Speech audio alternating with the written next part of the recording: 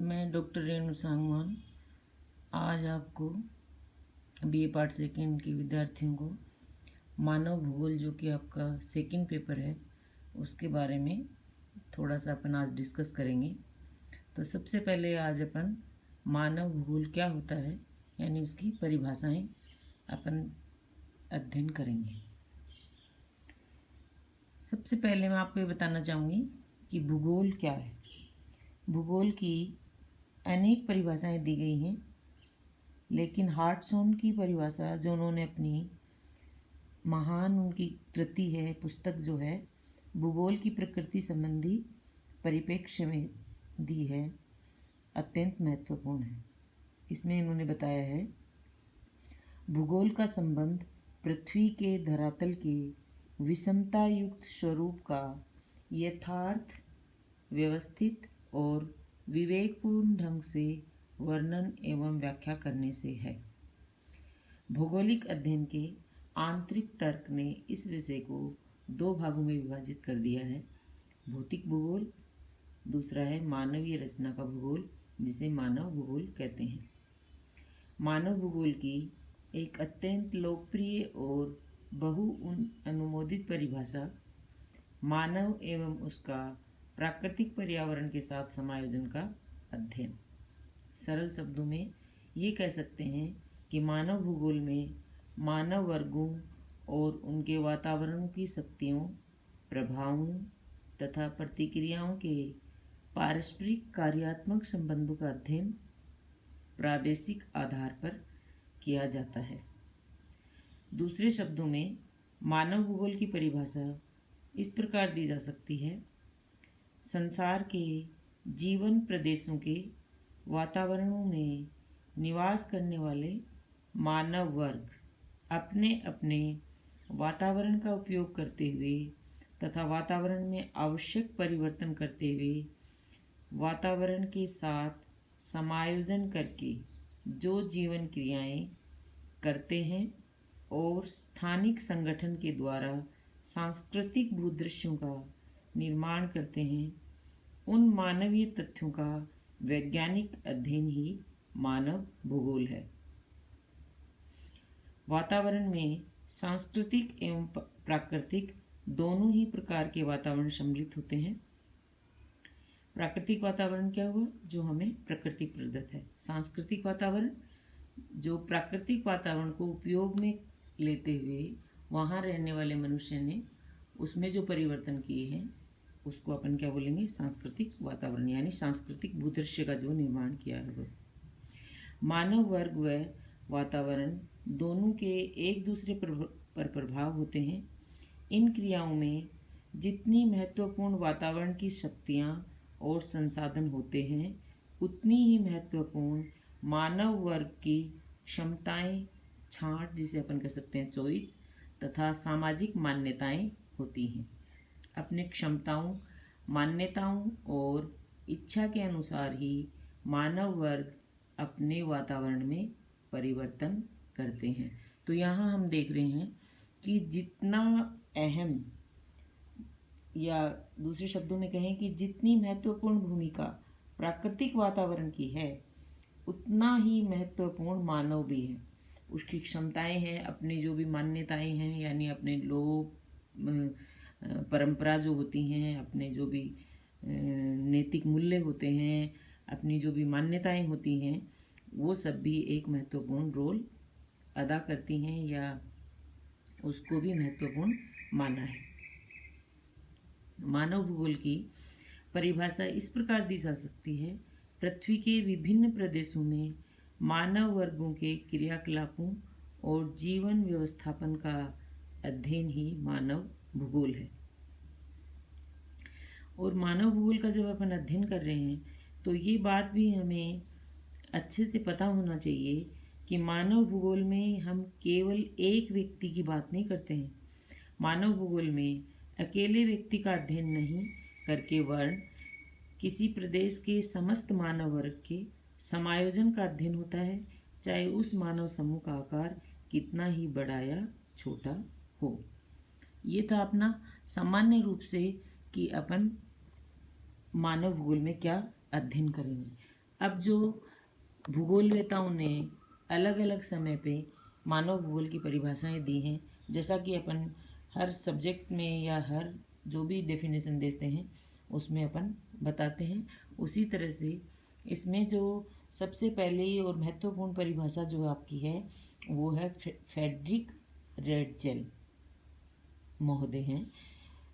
Frederick Ratzel महोदय जो हैं उनको वर्तमान जो मानव भूगोल के जन्मदाता जर्मन विद्वान फ्रेडरिक रेडजेल को माना जाता है। तो इसमें आपको ऑब्जेक्टिव टाइप में आपके क्वेश्चन भी आता है कि मानव भूगोल के जन्मदाता के रूप में किसे जाना जाता है, तो आपको बताना होगा फ्रेडरिक रेडजेल। और उनकी जो पुस्तक है उसका नाम है एंथ्रोपोज्योग्राफी। इसमें उन्होंने जो परिभाषा दी है वो क्या है? रेडजेल के अनुसार मानव भूगोल के दृश्य सर्वत्र वातावरण से संबंधित होते हैं जो स्वयं भौतिक दशाओं का एक योग होता है। अब रेडजेल की शिष्या थी कुमारी सैम्पुल, जो कि अमेरिकन भूगोलवेता थी। उन्होंने अपनी जो डेफिनेशन दी है वो है मानव भूगोल अस्थायी पृथ्वी और चंचल मानव के पारस्परिक परिवर्तनशील संबंधों का अध्ययन है।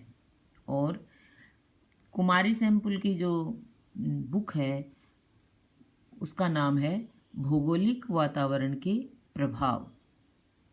भौगोलिक वातावरण के प्रभाव। इसी तरह से विडाल डी ला ब्लास महोदय ने मानव भूगोल के बारे में क्या बताया है?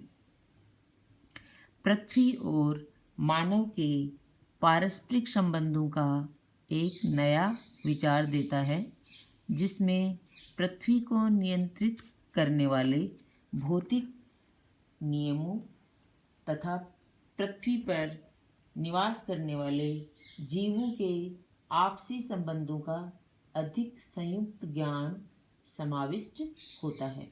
और ये फ्रांसीसी मानव भूगोल शास्त्री थे। इसी तरह से एक महोदय और हुए हैं जीन ब्रुंज। ये भी फ्रांसीसी विद्वान थे, भूगोलवेता थे। ये मानव भूगोल के बारे में क्या बताते हैं?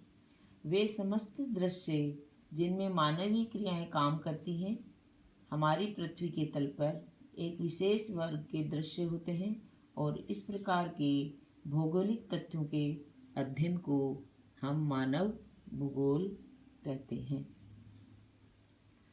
एक अन्य अमेरिकन भूगोलवेता हैं जिनका नाम है हंटिंगटन महोदय, एल्सवर्थ हंटिंगटन। उन्होंने मानव भूगोल के बारे में बताया। मानव भूगोल में भौगोलिक वातावरण तथा मानवीय क्रियाओं और गुणों के पारस्परिक संबंधों के वितरण और स्वरूप का अध्ययन होता है। अन्य फ्रांसीसी विद्वान हैं डिमांजिया।